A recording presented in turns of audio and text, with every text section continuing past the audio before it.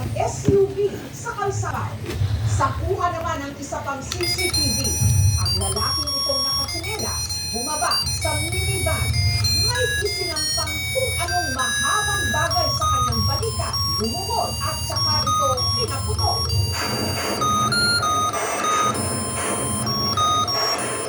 Ang SUV inambush, nabalot ng makapal na usok ang kalsada o ambush, DIY o homemade na RPG o rocket-propelled grenade. Malakas na sir, malakas ang apoy. Pati yung mga car na yan, hindi lang yan sa parang nasunog yung dahon. Bulletproof ang SUV o nakapansin pa ito. Sinambos. Natakot din kami. Kung marinig namin yun, sigurado po yung tumakbo. Mahirap na. Baka matami tayo. Ang sakay ng SUV, walang iba kundi ang kasalukuyang mayor ng Sharif Agwak, si Mayor Ahmad Mitra ang Tatuan Senior na himalang nakaligtas. Maski na yung sasakyan niya, si Mayor walang sugat. Mapalat yata, hindi siya tinamaan. Parang eksena sa video game sa estilo ng ginawang pag-ambush. Pero hindi ito laro, kundi realidad.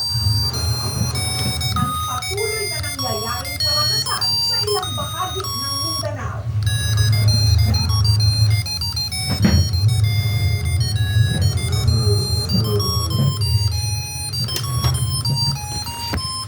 Pauwi na raw sana noon sina Mayor Mitra, nangyari ang pag-ambush sa kanila. Kasi, fair po yung Ramadan namin dito naman dati. Natingnan ko yung feeling. Kasi magbagay kami ng mga solar light. Mabilis lang naman daw sana ang kanilang biyahe. Nasa 30 meters lang kasi ang layo ng pinuntahan ng moske mula sa kalsada pauwi sa kanilang bahay. Pero habang binabaybay daw nila ang kalsada, si Mayor Mitra na nakaupo sa tabi mismo ng kanyang driver, tinutuban na raw. Yung pagkamot sa akin, mga 10 days na marami na ito narinig. Palika-palika lang. Minsan nakita ng mga CCTV na dyan na yung paano pag ganyan-ganyan. Hanggang nangyari na nga ang pananamba. Tinatingnan ko sa side mirror yung paano yung raputi. Nakita ko na bumaba yung dumani sa akin.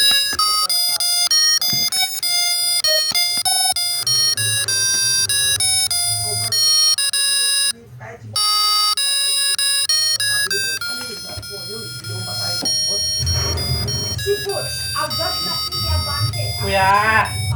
Kuya!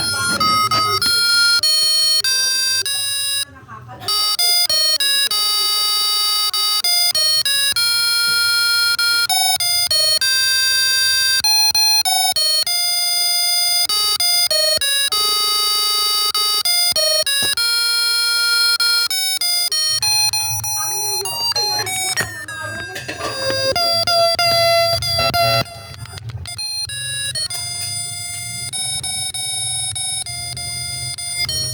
Sa isang pick-up truck. Dito may pumarada yung minivan. At saka nung nakita nilang paparating na yung conveyor, agaran sila buka, nakita nila pinapatayo pinasabugan yung conveyor. More or less mga 20 meters yung layo ng suspect natin mula sa conveyor. Kung makikita po ninyo, ito po yung breaker sa pagsasabong yung barak. Yung buhok dito na nasunog lahat ito. Kasi mga miniwater doon na basagin, mga salamin. Sala na tinamok sina Mayor Mitra niya namang civilian na bodyguard at military escort na kasama rin sa kanyang kondo. Makakasay kami. Ngayon lang, ako. Nasa kustodiya na ngayon ng Sharif Agwak Municipal Police ang mga sasakyan ni Mayor Mitra.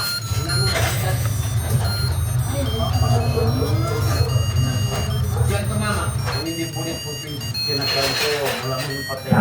Hindi pa ako niyo, hindi pa gawa ko na yan. Nag-sulit ko dyan mga 1.8. He got lucky lang na yung RPG na ginamit sa kanya is not the high caliber. It did take a direct hit na ganun lang yung nangyari. Usually yung vulnerable parts talaga sa armored cars sa windows. Of course, it's made up of glass. Unlike this one, it's made up of metal. Metallic plate. Yung tires na nilagyan natin ng run flat inserts, it's like a small wheel na nilalagay attached to the rims para makatakbo pa rin sa pinatakbo.